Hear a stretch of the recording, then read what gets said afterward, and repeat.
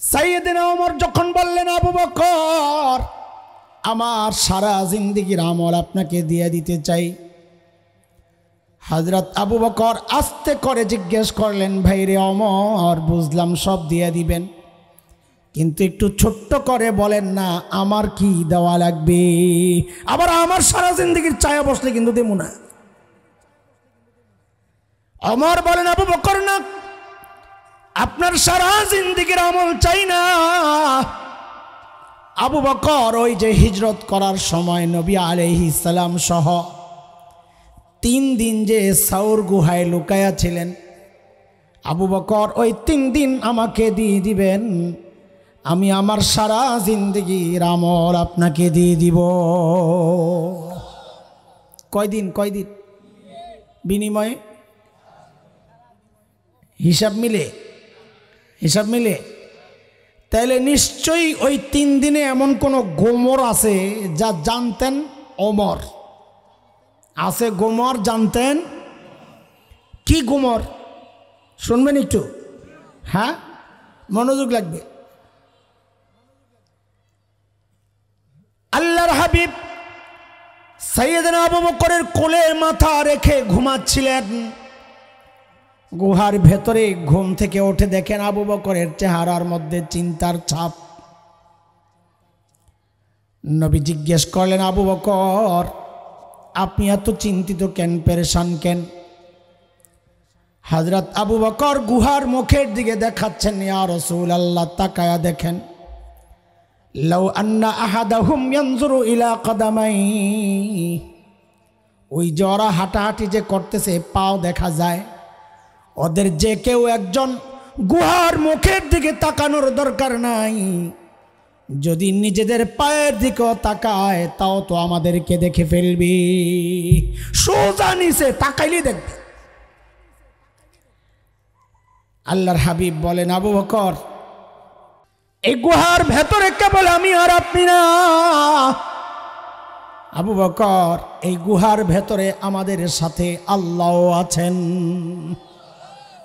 কে কে?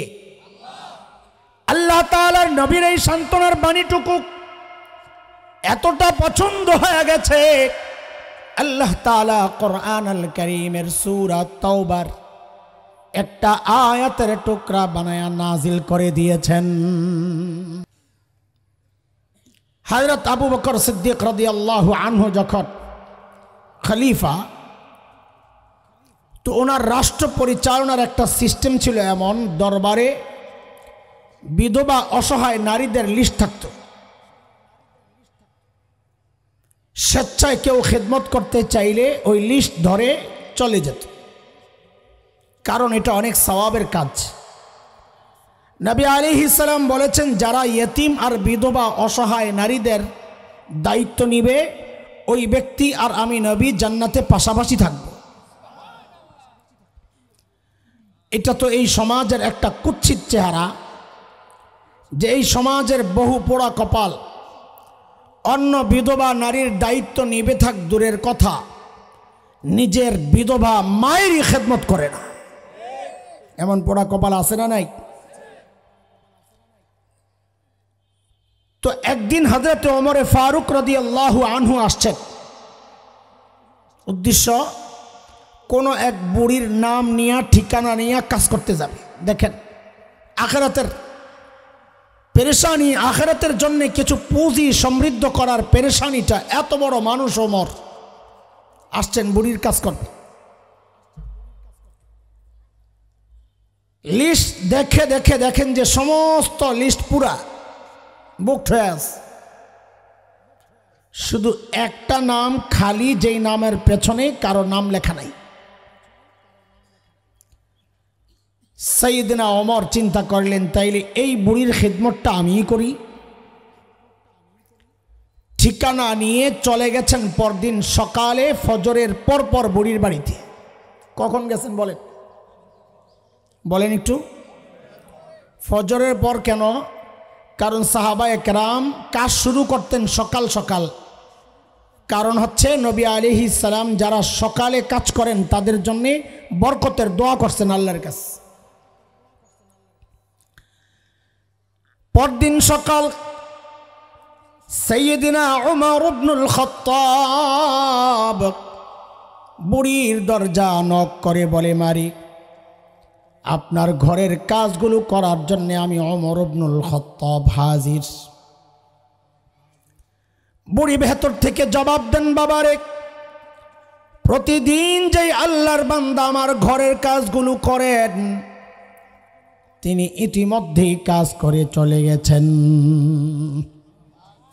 এই কখন যায়া কাজ পাইল না, তার মানে কাজটা হয়েছে কখন? সাইয়্যিদনা ওমর চিন্তা করলেন, তাইলে আমাকে আরো আগে আসা লাগবে। ওই চিন্তায় সাইয়্যিদিনা ওমর পরদিন তাহাজ্জুদের ওয়াক্ত বুড়ির দরজা নক করে বলে, মারে, আপনার ঘরের কাজগুলো করার জন্য আমি ওমর ইবনুল খাত্তাব হাজির। বুড়ি হযরত ওমরকে অবাক করে আজকেও জবাব দিচ্ছেন, বাবারি, প্রতিদিন যেই আল্লাহর বান্দা আমার ঘরের কাজগুলো করেন তিনি ইতিমধ্যেই কাজ করে চলে গেছেন। কখন? তো তাহাজ্জুদের ওয়াক্তে যায় কাজ পায় নাই, তাইলে কাজটা হয়েছে কখন? আরো আগে। হযরত ওমর তো অবাক হয়ে গেছেন, কিরে এত রাতে কে কাজ করতে আসে? আমার কাজের দরকার নাই, আগে বুজুর্গ বাইর করা লাগবে, কাজ লাগবে না। পরদিন গভীর রাত সাইয়্যিদনা ওমর বুড়ির বাড়ির সামনের এক ঝোপের আড়ালে চুপচাপ বসে আছেন। দেখবেন এত রাতে কে কাজ করার জন্য আসে। গভীর রাত হযরত ওমর লক্ষ্য করলেন এক আল্লাহর বান্দা খালি পায়ে পা টিপে টিপে বুড়ির বাড়ির দিকে আগাচ্ছে। হযরত ওমরও রেডি, আসেন আপনি দেখি কেটা। যেই না কাছে আসছেন লাফ দিয়ে দাঁড়ায় গেছেন, মানন্ত আপনি। বাপরে, ওমরের যে আওয়াজ, মানুষও উঁচা লম্বা, আমার সামনে অন্ধকারে এমন কেউ দাঁড়ায় গেলেই তো কাপড় চোপড় নষ্ট করে নিত, আওয়াজ তো দূরের কথা। হযরত ওমরের আওয়াজে ওই ব্যক্তি ভয় পাবেন থাক দূরের কথা, উল্টা হযরত ওমর যাকে দেখছেন নিজেই চমকায় গেছেন। দেখেন কি, ইনি আর কেউ না, খলিফাতুল মুসলিমিন আবু বকর সিদ্দিক রাদিয়াল্লাহু তাআলা। সাইয়্যিদনা ওমর তো অবাক হয়ে গেছেন, আবু বকর আপনি কে? সারা রাত প্রশাসনিক কাজে ব্যস্ত থাকেন, রাতে একটু ঘুমাবেন তা না, আপনি আসছেন বুড়ির বাড়ির কাজ করার জন্য। কেন রে ভাই, এই কাজগুলো করার জন্য আমরা নাই? এই কাজগুলো আমাদেরকে দেয়া যেত না? তা হযরত ওমরকে আবু বকর কি জবাব দিলেন, জবাবটা আমি এখনই বলছি না, কারণ ওই জবাবটাই বয়ান, অতটুকু কথাই বয়ান। জবাবটা এখন কেন দেব না, কারণ আবু বকরের ওজনটা কত এটা না বুঝলে জবাবের ওজনটা বুঝে আসবে না। কারণ ব্যক্তির ওজনের উপর কথার ওজন ওঠানামা করে। আবু বকর কত বড় মানুষ এটা আগে বুঝেন। একদিন হযরত ওমর আসছেন আবু বকরের কাছে, আয়েশা বলেন কি, দোস্ত আপনার সাথে একটা লেনদেন করতে চাই। তা আবু বকর বলেন, কি লেনদেন করবে বলে ফেলেন। তো ওমর বলেন কি, দোস্ত আমার সারা জিন্দেগির যত আমল আছে সব আপনারে দিয়ে দিতে চাই। আবু বকর পড়ছে ভালো চিন্তায়, কিরে ওমর এত ভালো মানুষ, সারা জিন্দেগি আমার সাথে আমল নিয়ে করলো প্রতিযোগিতা, আর এখন বলে সব দিয়ে দিবে। না রে, এখানে আছে কোনো গোমর যা জানে দোস্ত ওমর, গোমর তো আছে। কারণ আবু বকর মানুষ সরল সোজা, কিন্তু বোকা তো না, বুঝলেন এই কথা? আমাদের অনেক মানুষ আছেন যারা এই হযরতে উলামায়ে কেরামকে মনে করেন বোকা, কিচ্ছু বুঝে না হুজুররা। দোস্ত, যার সিনায় আসমানি ইলম আছে সে বোকা হয় না, বোকা তো সে যা আসমানি ইলম থেকে বঞ্চিত। হযরত আবু বকর কি ছিলেন না? কথা বলেন, কি ছিলেন না? আজ একটা গল্প শোনেন তাইলে বুঝবেন। সূরা লাহাব যখন নাজিল হয়েছে কার ব্যাপারে? কার ব্যাপারে? এই কার ব্যাপারে? বেডিগো শাসন তো এখন নাই, এত ডরান কেন? তো এখন কা বলে হবে স্ত্রী দুজন বেডিগো কথা বলতে চায় না। এই যে কলিজার ডট ঢুকছে, আল্লাহ রে আল্লাহ, বেডিগো বদনাম করলেন আবার নিয়া ফালায় আয়না করে। নাই নাই নাই, আয়নাগর ভাঙ্গা সুরসুরা বানাইলেছে, একেবারে টাকলা বানাইলেছে আয়নাগর। আলহামদুলিল্লাহ পড়তেছে এখন। তো এবার ঠিক করে কোন সূরা লাহাব কার ব্যাপারে নাজিল হয়েছে? আবু লাহাব এবং তার বউ উম্মে জামিল বিনতে হারব ইবনে উমাইয়া। ওই মহিলা ছিল খুব কর কইরা, একেবারে যেন শেখ হাসিনা, গরম গরম। যেই তার ব্যাপারে সূরা নাজিল হয়েছে শুনছে যে তোরও সাইজ করা হইব, বেরিয়ে এমন খেপা খেপছে, পাথর একটা নিচের নবীকে মারবে সাল্লাল্লাহু আলাইহি ওয়াসাল্লাম। খুঁজতেছেন নবীকে, খুঁজতেছে, খুঁজতে খুঁজতে কাবার কাছে চলে আসছে। নবী আলাইহিস সালাম কাবার কাছে বসে বসে কোরআন আল কারীমের তিলাওয়াত করতেছিলেন। পাশে বসে সাইয়েদনা আবু বকর পাহারাদারি করছেন। আবু বকর দেখছেন উম্মে জামিল আসতেছে, হাতে পাথর। ওর ভাবসাব দেখে বুঝছেন ওর মতিগতি ভালো না, আমার নবীকে মারবে। তো আবু বকর আস্তে আস্তে যায়া নবীজির কানে বলতেছেন কি, ইয়া রাসূলুল্লাহ, উম্মে জামিল আসতেছে, ওর মতিগতি ভালো না। তো নবী আলাইহিস সালাম কি বললেন? আবু বকর, উম্মে জামিলকে আসতে দেন, আসুক। কেন? বলে ও এসে তো আমাকে দেখবি না।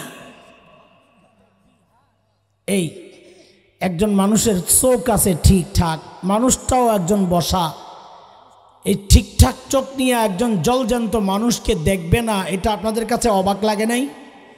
তো সুবহানাল্লাহ কি বাড়ি যাইয়া পড়বেন?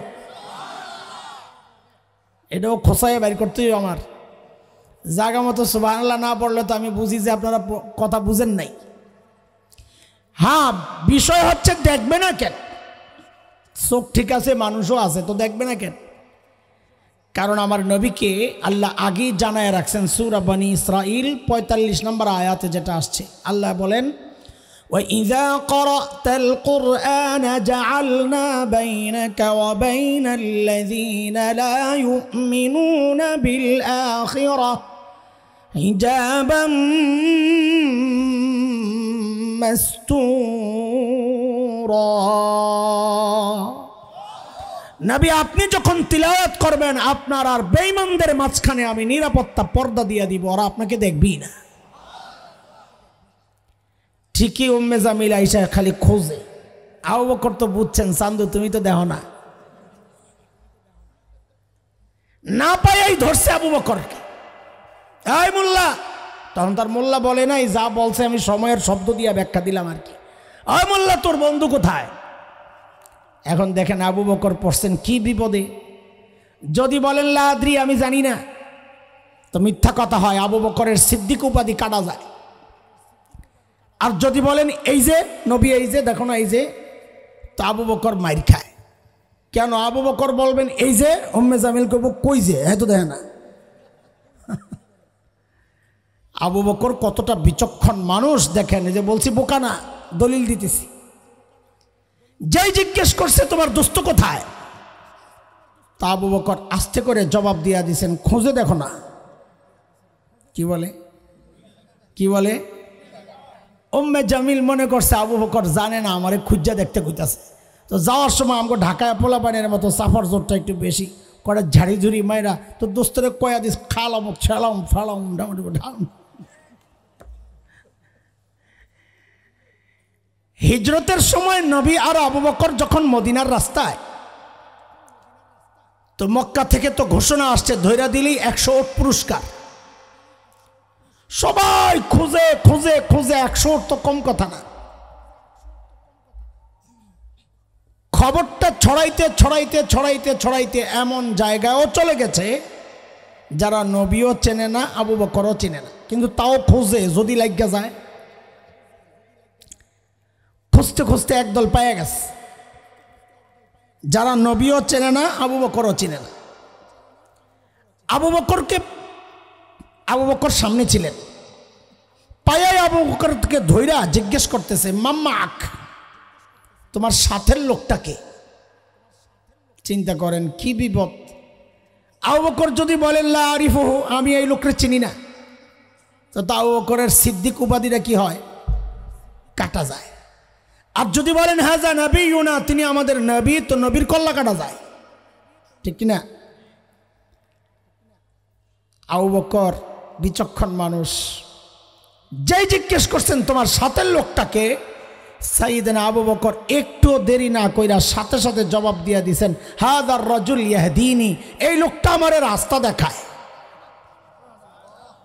সুবহানাল্লাহ। কিন্তু না বুঝাই পড়ছেন, না না না না না, সুবহানাল্লাহ না বুঝাই পড়ছেন, কিন্তু বুঝার পরে আরেকবার পড়েন, এটা হইল কথা। ওরা মনে করছে আবু বকর রাস্তা চিনে না, তো নবী পেছন থেকে গাইড করতেছেন, ডাইনে বামে সোজা। কিন্তু আবু বকরের নিয়ত ওইটা ছিল না। আবু বকরের নিয়ত ছিল হাযার রাজুল ইয়াহদিনি ইলাল জান্নাহ, এই লোকটা আমারে জান্নাতের রাস্তা দেখায়। কথা কি মিথ্যা? সাইয়েদনা ওমর যখন বললেন, আবু বকর, আমার সারা জিন্দেগির আমল আপনাকে দিয়ে দিতে চাই। হযরত আবু বকর আস্তে করে জিজ্ঞেস করলেন, ভাইরে ওমর, বুঝলাম সব দিয়ে দিবেন, কিন্তু একটু ছোট্ট করে বলেন না আমার কি দেওয়া লাগবে। আবার আমার সারা জিন্দেগির চায়া বসলে কিন্তু দেবো না। ওমর বলেন, আবু বকর না, আপনার সারা জিন্দেগির আমল চাই না। আবু বকর ওই যে হিজরত করার সময় নবী আলাইহিস সালাম সহ 3 দিন যে সাউর গুহায় লুকায়া ছিলেন, আবু বকর ওই 3 দিন আমাকে দিয়ে দিবেন, আমি আমার সারা জিন্দেগির আমল আপনাকে দিয়ে দিব। কয়দিন বিনিময়ে? হিসাব মিলে তাইলে নিশ্চয়ই ওই 3 দিনে এমন কোনো গোমর আছে যা জানতেন ওমর। আছে গোমর জানতেন। কি গোমর শুনবেন একটু? হ্যাঁ, মনোযোগ লাগবে। আল্লাহর হাবিব সাইয়েদনা আবু বকরের কোলে মাথা রেখে ঘুমাচ্ছিলেন। গুহার ভেতরে ঘুম থেকে উঠে দেখেন আবু বকরের চেহারার মধ্যে চিন্তার ছাপ। নবী জিজ্ঞেস করলেন, আবু বকর, আপনি এত চিন্তিত কেন, পেরেশান কেন? হযরত আবু বকর গুহার মুখের দিকে দেখাচ্ছেন, ইয়া রাসূলুল্লাহ, তাকায়া দেখেন, লাউ আন্না আহাদাহুম ইয়ানজুরু ইলা কদামাই, ওই যারা হাঁটাহাঁটি যে করতেছে পাও দেখা যায়, ওদের যে কেউ একজন গুহার মুখের দিকে তাকানোর দরকার নাই। যদি নিজেদের পায়ের দিকেও তাকায় তাও তো আমাদেরকে দেখে ফেলবি। সোজা নিচে তাকাইলে দেখবে। আল্লাহর হাবিব বলেন, আবু বকর, এই গুহার ভেতরে কেবল আমি আর আপনি না। আবু বকর, এই গুহার ভেতরে আমাদের সাথে আল্লাহও আছেন। কে কে? আল্লাহ তাআলার নবীর এই সান্ত্বনার বাণীটুকু এতটা পছন্দ হয়ে গেছে, আল্লাহ তাআলা কোরআন আল কারীমের সূরা তাওবার একটা আয়াতের টুকরা বানায়া নাজিল করে দিয়েছেন।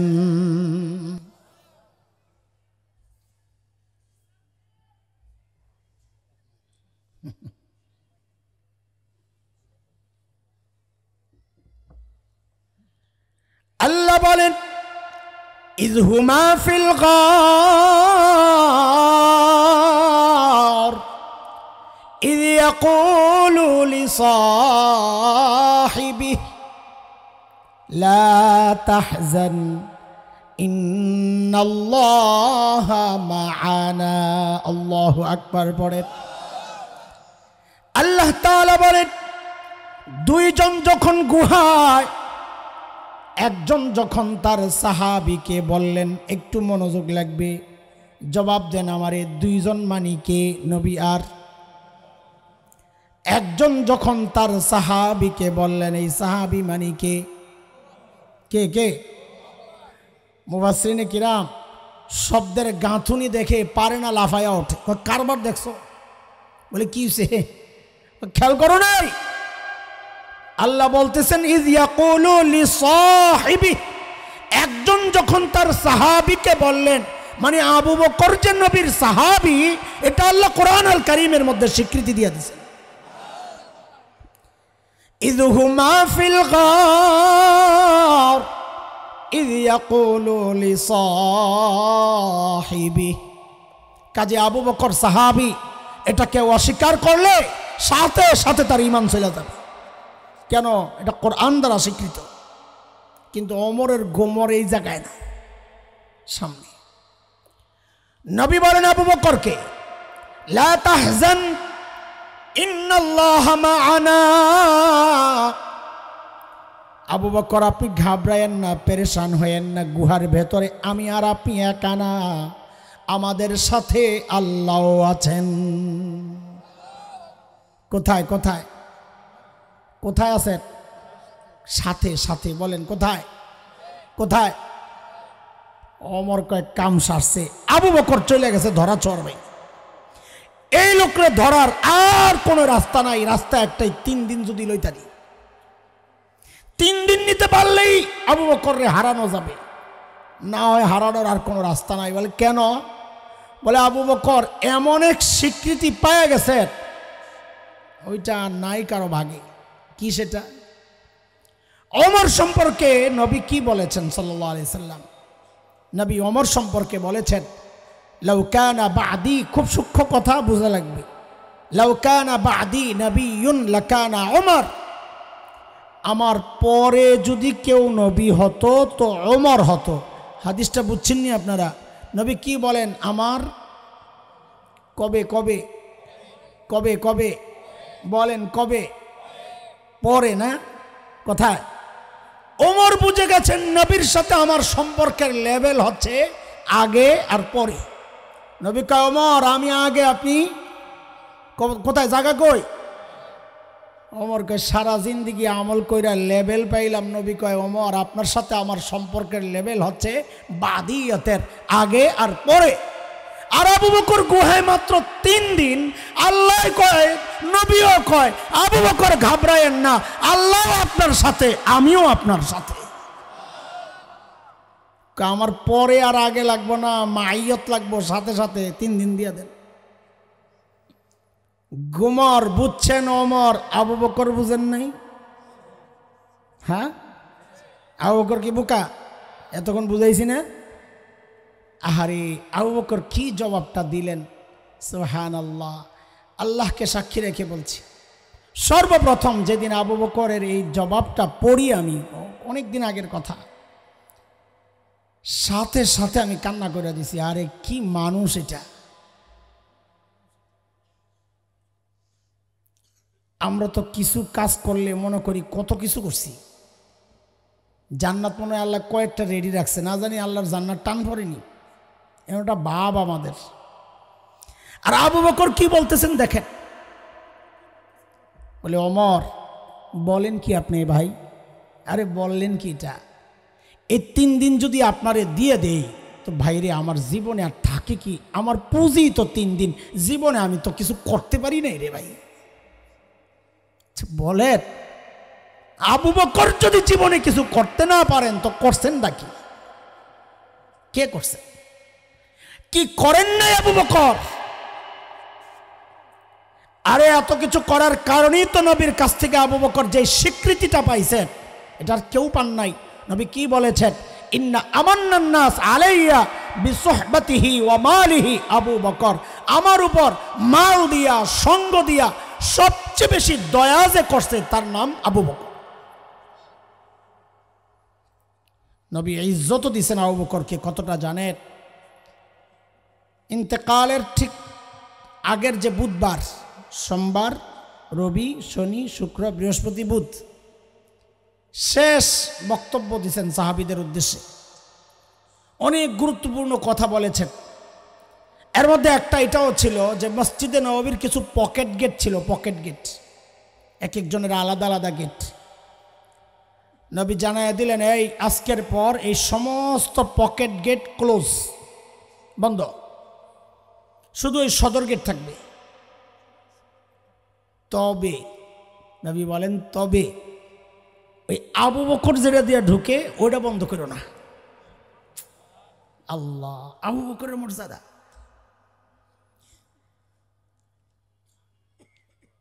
হিজরতের সময় নবী আর আবু বকর, নবী যখন রাতে আসছেন আবু বকরের ঘরে, আয়েশা খালি একটা টোকা দিছেন, সাথে সাথে আবু বকরের দরজা খুলে গেছে। নবী তো অবাক হয়ে গেছেন, আবু বকর ঘুমান নাই? তা আবু বকর কি জবাব দেন, ইয়া রাসূলুল্লাহ, ওই যে 6 মাস আগে বলেছিলেন হিজরত করা লাগতে পারে, যাওয়া লাগতে পারে, সেই দিন থেকে আজ পর্যন্ত এই দরজাটাকে বালিশ বানায়া দাঁড়ায়া দাঁড়ায়া ঘুমাইছি, পিঠটা বিছানায় লাগাই নাই। কেন? কখন ডাকটা পড়া যায়, দেরি হইলে না আপনার কষ্ট হয়, আপনি না বিপদে পড়ে যান। হিজরতের সময় আবু বকর একবার যান পিছনে, একবার যান সামনে, একবার ডানে, একবার বামে। নবী বলেন, আপনি এমন করেন কেন? আগে পিছে খালি ঘুরে। বলি, ইয়া রাসূলুল্লাহ, যখন সামনে চলতে থাকি ভিতরে দূর দূর করে, না জানি পিছন দিয়ে আমার নবীরে কেউ হামলা করে কিনা, তা আবার পিছনে চলে যাই। ডাইনে গেলে ভয় লাগে, না জানি বাম দিক দিয়ে কেউ আসলো কিনা, আবার বামে চলে যাই, আবার ডাইনে, আবার বামে, আবার সামনে, আবার পেছনে, এমন ঘুরতে ঘুরতে আবু বকর মদিনা পর্যন্ত গেছে। আর সেই আবু বকর বলতেছেন, ওমর, আমি তো জীবনে কিছু করতে পারি নাই। আল্লাহ আল্লাহ আল্লাহ আল্লাহ। তাবুকের যুদ্ধ, 9 হিজরি, নবী আলাইহিস সালামের জীবনের শেষ যুদ্ধ, কঠিন যুদ্ধ বলা হয়েছে এটাকে বুখারীর রিওয়ায়েতে, গজওয়াতুল উসরা, কঠিন যুদ্ধ। যুদ্ধটা কঠিন হওয়ার পেছনের মৌলিক 4টা কারণ বলা হয়। এক হচ্ছে প্রতিপক্ষ রোমানরা, ইউরোপিয়ানরা শক্তিশালী। 2, দূরত্ব অনেক, মদিনা থেকে প্রায় 360 বা 60 পয়েন্ট কত 50 না 60 জন এরকম, মানে 361 ধরেন কিলো সিরিয়ার দিকে। প্রচন্ড গরমের মৌসুম ছিল, আবার ফসল কাটার মৌসুম, অনেকগুলো কারণে যুদ্ধটা বড় কঠিন যুদ্ধ। নবী আলাইহিস সালাম সাহাবায়ে কেরামের কাছে চাঁদা চাইলেন, চাঁদা। লম্বা সফর, রাস্তায় অনেক কিছু লাগবে, কার কার কি আছে সামর্থ্য অনুযায়ী চাঁদা দাও। হযরতে উসমান রাদিয়াল্লাহু আনহু 300 ওট বোঝাই করে নিয়ে আসছে চাঁদা। ধরেন 300টা পিকআপের মাল নেন, কি লাগবে। আজকে ওমর বড় খুশি। কেন খুশি? কেন? চান্দার ব্যাপার আইছে না, আজকে আবু বকররে আমি হারাবো। সবসময় খালি থাকতেনি এই সুযোগে, পারতেন না। চান্দার ব্যাপার আসছে, আজকে হারাই দেব। খুশিতে খুশিতে ঘরে গেছেন তাড়াতাড়ি, যায়া ঘরে যা ছিল মাল সব নামায়া 2 ভাগ করছেন।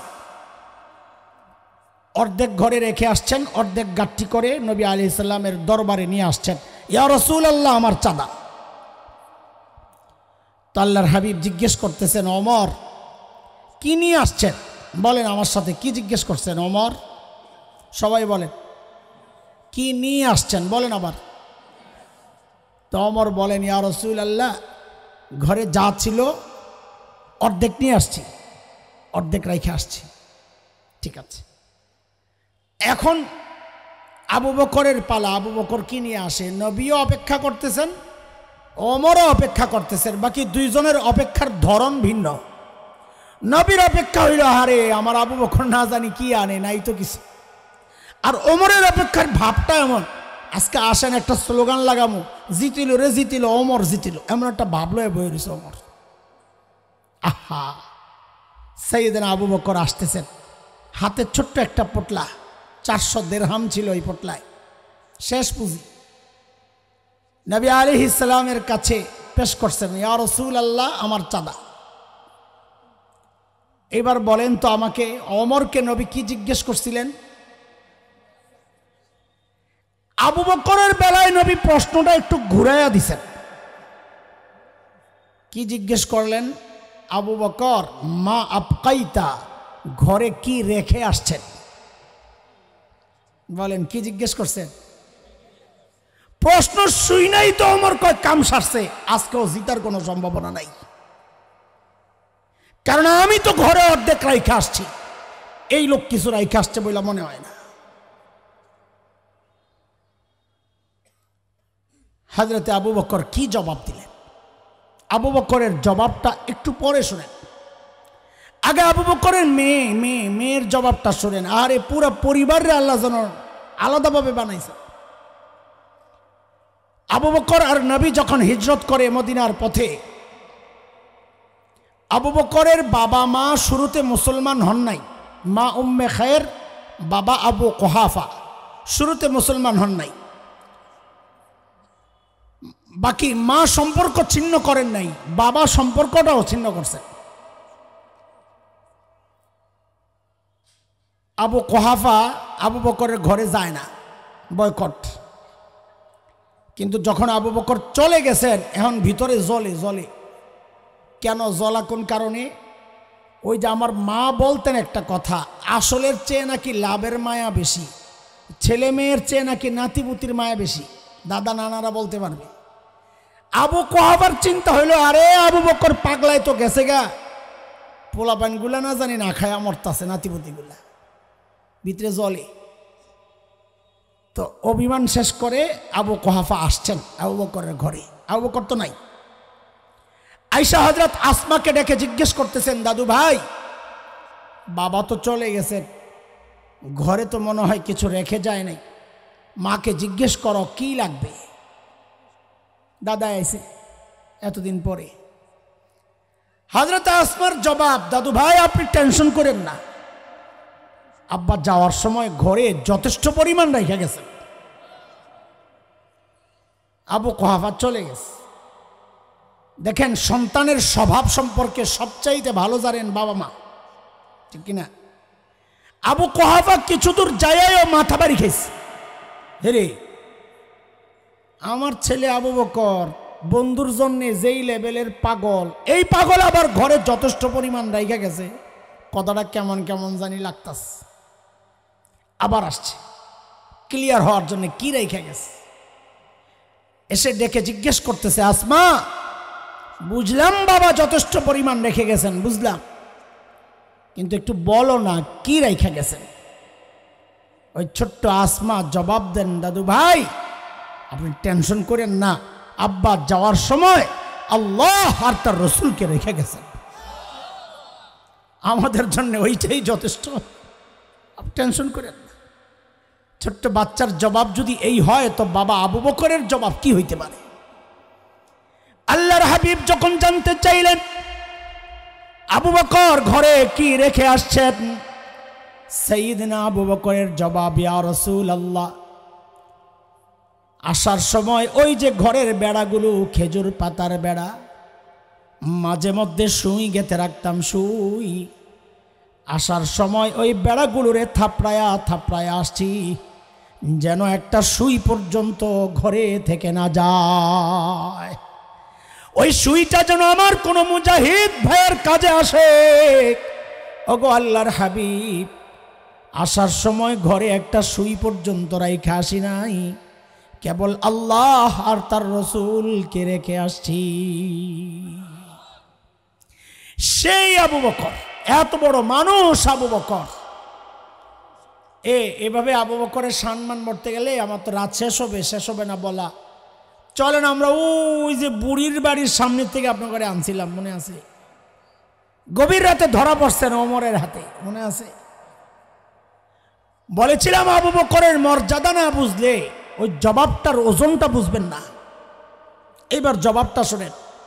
ওমর যখন ধরলেন, আবু বকর আপনি কেন, এই কাজগুলো আমাদেরকে দেয়া যেত না? তা আবু বকর কি বললেন? হ্যাঁ ভাই ওমর, এই কাজগুলো আপনাদেরকেও দেওয়া যেত, কিন্তু ভাইরে আখেরাতের কামাই শুধু আপনারাই করবেন, আমার আখেরাত নাই। আল্লাহু আকবার। আবু বকরের আখেরাত কামাই বাকি রয়েছে না? আর আমি আপনি মনে করতেছি কত কিছু কামাইয়া বসে রয়েছে। হ্যাঁ, ফিকিরটা দেখেন। ওমর এত বড় মানুষ, অথচ মৃত্যুর সময় ওমর কত বড় মানুষ একটু বুঝে নেন। আমার তো হিসাবে আজানের 10-12 মিনিট আরো আছে, শুনেন ওমর কত বড় মানুষ আগে একটু বুঝেন, তারপরে আখিরাতের চিন্তায় তারা কি করতেন সেটা পরে শুনেন। এক হাদিসে নবী বলেছেন, ওমরু ফিল জান্নাহ, ওমর জান্নাতি। আমি আপনি হকের উপর চললে বলা হয় লোকটা হকপন্থী। ওমর সম্পর্কে নবী বলেছেন উল্টা কথা, কি? দারাল হাক্কু হাইসু দারা, ওমর যেদিকে যায় হক তার পেছনে পেছনে যায়। মানে ওমর হকপন্থী না, বরং হক ওমরপন্থী। ওমর যা বলে ওইটাই হক। মেরাজের পর নবী আলাইহিস সালাম যখন জান্নাত থেকে দুনিয়ায় আসছেন, ফিরে জান্নাত দেখে আসছেন, জান্নাতের বিবরণ দিচ্ছেন। এর মধ্যে নবী বললেন যে জান্নাতে আমি ওমরের বাড়িটাও দেখছি। কি যে সুন্দর বাড়ি ওমরের, আমার মন চাইছিল একটু বাড়িটার ভেতরে ঢুকি, না জানি ভেতরটা কত সুন্দর, কিন্তু ঢুকি নাই। কেন? বলে ওমরের যে আত্মমর্যাদা বোধ, প্রেস্টিজ, গায়রত, ওমর যদি মাইন্ড করে, এই জন্য ঢুকি নাই। আয় আল্লাহ, এই কথা বলার সাথে সাথে সাইয়েদনা ওমর বাচ্চাদের মতো হাউমাউ করে কান্না শুরু করছেন। আবিকা গিরতু ইয়া রাসূলুল্লাহ, আপনার সাথেও আমার আত্মমর্যাদা বোধ, কেন একটু ঢুকলেন না? সেই ওমর মৃত্যু যন্ত্রণায় কাতরাচ্ছেন। আবু লুলু নামক এক অগ্নি পূজারীর ছেলে বিষাক্ত খঞ্জর দিয়ে হযরত ওমরের পেটের মধ্যে যখন ফজরের নামাজের সময় চালায়, নারী বুড়ি বের হয়ে গেছে হযরত ওমরের। কাপড় দিয়া পেঁচায়া মসজিদে নববীর ফ্লোরে শোয়া দেওয়া হয়েছে। বেহুশ পড়ে আছেন হযরত ওমর। একটু হুশ ফিরছে, হুশ ফিরার সাথে সাথে নামাজ অজু ভেঙে গেছে, অজুর পানি আনাইছেন। নিজের ওই অবস্থা দেখেন, একজনের কাপড় টাকনুর নিচে, নিজের এই অবস্থায়ও ডাক দিছেন, ওই কাপড় টাকনুর উপরে ওঠাও। এরপর কি করলেন হযরত ওমর? কোল থেকে মাথাটা নিয়ে মসজিদে নববীর ফ্লোরে রাখছেন। ফ্লোরটা কি ছিল? পাকা, টাইলস করা, মোজাইক করা, কি কি মাটি। মসজিদে নববীর ফ্লোরে মাথাটা রাখছেন। কার কথা শোনাচ্ছি? যিনি প্রায় অর্ধজাহান শাসন করেছেন। কার কথা শোনাচ্ছি? যিনি একমাত্র ব্যক্তি যাকে আল্লাহর নবী আল্লাহর কাছ থেকে ভিক্ষা করে আনছেন, ও আল্লাহ আমি ওমরে চাই, ওমর লাগবে আমার, ওমরের হেদায়েত দেন। সেই মানুষ আখিরাতের চিন্তায় কতটা বেকুল ছিলেন। মাথাটা জমিনে রাইখা মাটির সাথে ঘষেন আর কান্দেন, ঘষতেছিলেন আর কাঁদতেছিলেন আর বলতেছিলেন, ওয়াইলুন লাকা ইয়া ওমর ইন লাম ইয়াগফির লাকা রাব্বুক। ওমর, তোমার রব যদি তোমারে ক্ষমা না করে, ওমর তোমার জন্য ভয়ঙ্কর বিপদ কিন্তু অপেক্ষা করতেছে। ওমরের চিন্তা। সাইয়েদনা আবু বকর এত বড় মানুষ, অথচ আবু বকর দূরে নির্জনে চলে যেতেন, একা একা যায়া কাঁদতেন, একা একা কাঁদতেন। কি বলে? ইয়াবনা আবি কুহাফা, এরে আবু কুহাফার ছেলে, তুই মানুষ কেন হইছস? আরে তুই মানুষ কেন হইছস? এখন হিসাব কেমনি দিবি? গাছের পাতা দেখছেন তো কান্না শুরু করতেন আবু বকর। কি বলে? ইয়া লাইতানি কুনতু ওয়ারাকা মিনাশ শাজারা তুদাত ওয়া তুকাল। হায়রে, মানুষ না হইয়া যদি গাছের পাতা হইতাম তো জীবজন্তু আমার চাবায়া চাবায়া খায়া ফেলতো, আমার আর হিসাব দেওয়া লাগতো না।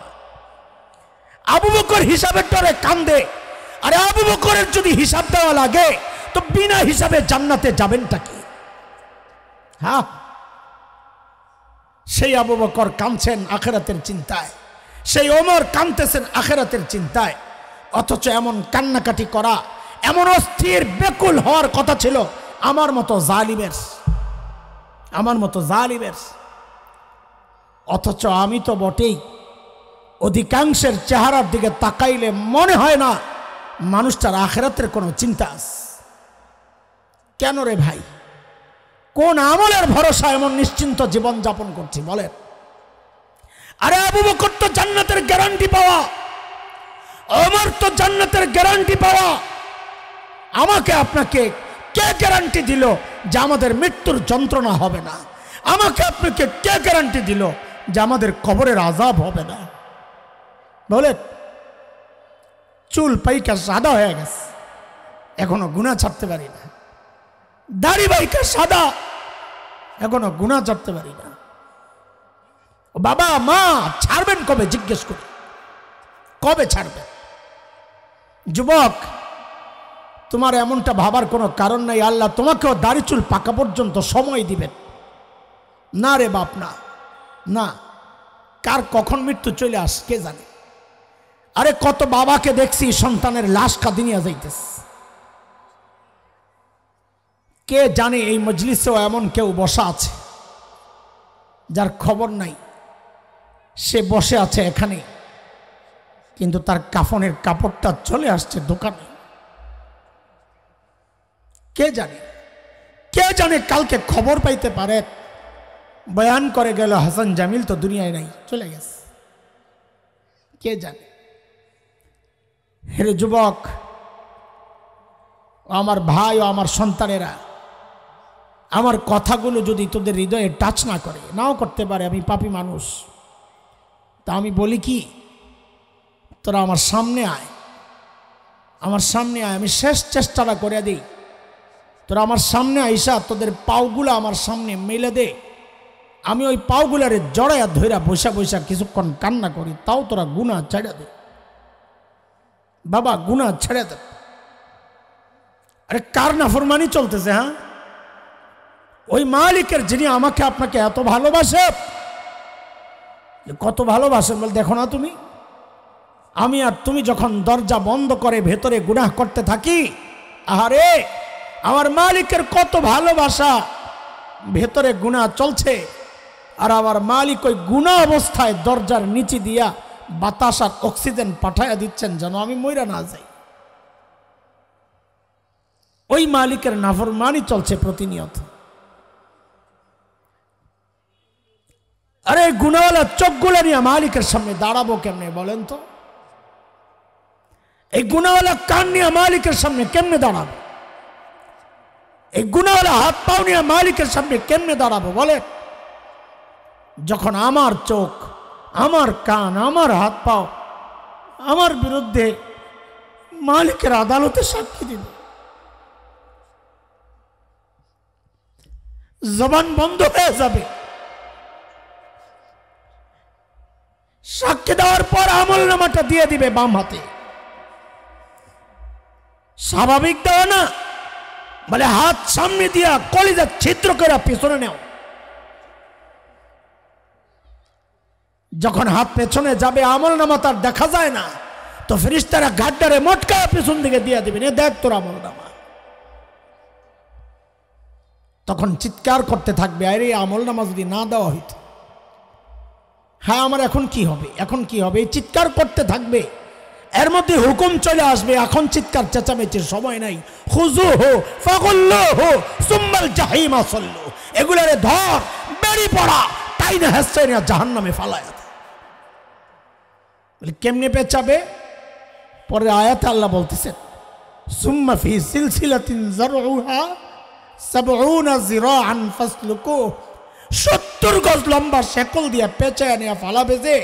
ইবনে আব্বাস রাদিয়াল্লাহু আনহুমা তাফসীরে লেখেন, ওই শেকল দিয়ে কেমনে পেঁচাবে?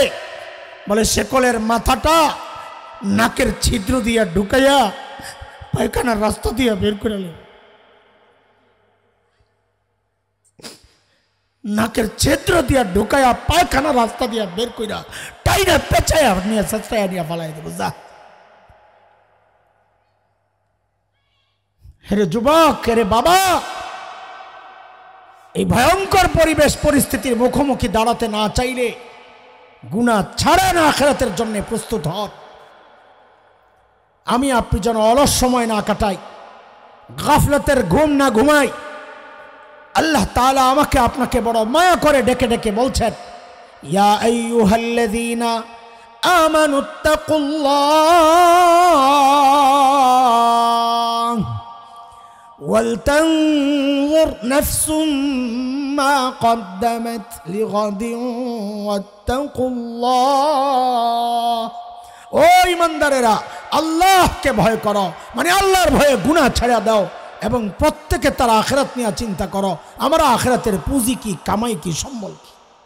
আল্লাহ তাআলা আমাদের সবাইকে আখিরাতের জন্য যথার্থ যে পরিমাণ হইলে আমি পার পাবো, যে কোয়ালিটির হইলে পার পাবো, আমাদের প্রত্যেককে সেই রকম পুঁজি সমৃদ্ধ করার এবং গুনাহমুক্ত জীবন যাপনের তৌফিক দান করেন। আমিন।